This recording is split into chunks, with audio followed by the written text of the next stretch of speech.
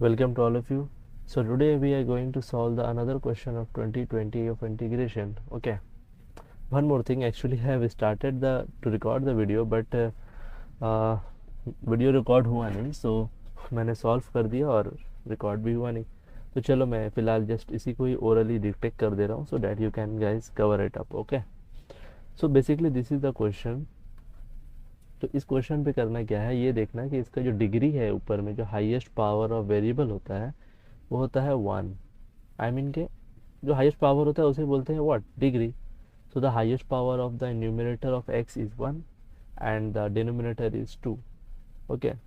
So basically there is a degree of 1 and 2, which is obviously it is a proper fraction. So how to solve this one? First we are going to solve this expression into the factor form. Okay. As we have done this one in class 7 or 8, 9, 10 like. Okay. So by middle term we have done this one. X square minus 2x plus x minus 2. Then I have taken from here x common, which is x minus 2, and similarly for plus 1 and is x minus 2. So this is my final factor. तो मेरा जो main motive है ना कि इस वाले question को equation और इक्वेशन नहीं एक्सप्रेशन को दो फ्रैक्शन के फॉर्म में हम लोग कन्वर्ट कर पाए. ठीक है, दो फ्रैक्शन में हम लोग कन्वर्ट कर पाए. सिंपल मीनिंग मेरा ये है टारगेट.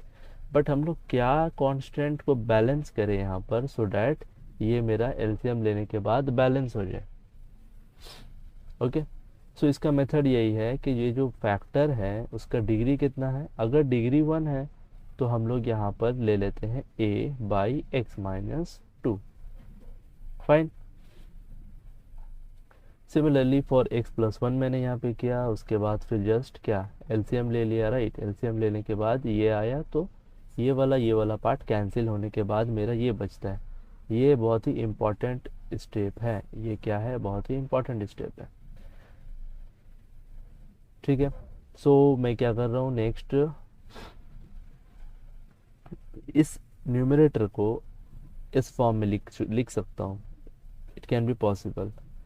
अब मुझे क्या करना है, इस a वाले पार्ट को ज़ीरो करना है. तो मैं x यहाँ पर x का वैल्यू क्या पुट कर सकता हूँ. आप 1 पुट करोगे तो 2 आएगा, 0 पुट करेंगे तो इसका वैल्यू 1 आएगा.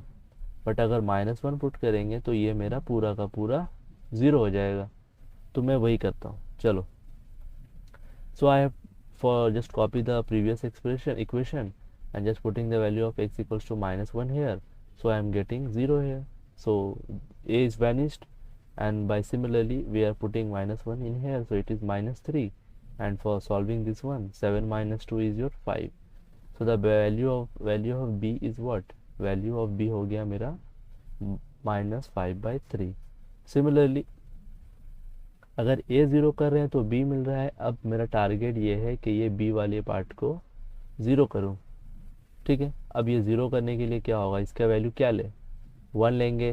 तो 1 - 2 इज -1, 2 - 2 इज 0. ओके. सो मैंने ले लिया 2. अब पूरे साइड में इक्वेशन में 2 पुट करो. ये हो जाएगा 2 2 ज़ा 4 प्लस 7, ये हो गया 3a, और ये तो हो गया 0. सो a का वैल्यू मेरा मिल गया 11/3. तो माई टारगेट इज डन, क्योंकि मुझे a और b का वैल्यू ही निकालना था. तो देखना अब मैंने क्या किया है, ये वाला स्टेप भी ना बहुत ज़्यादा इम्पोर्टेंट है,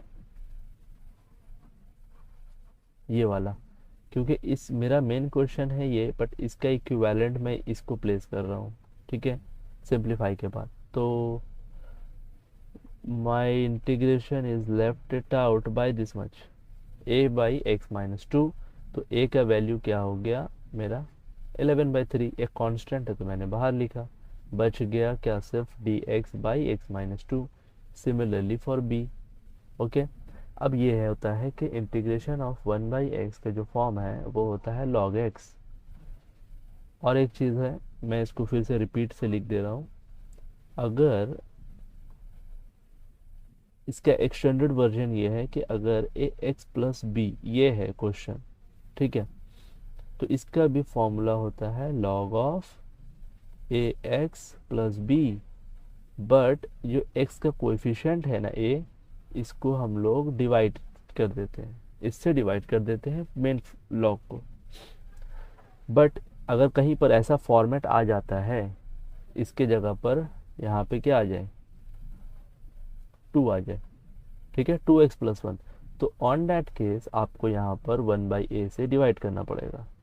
फिलहाल यहाँ पर तो 1 है, तो इसके नीचे 1, इसके नीचे 1, तो कोई मतलब बनता नहीं है 1 डिवाइड करने का। तो बेसिकली ये इस वाले की तरह ही ट्रीट होगा।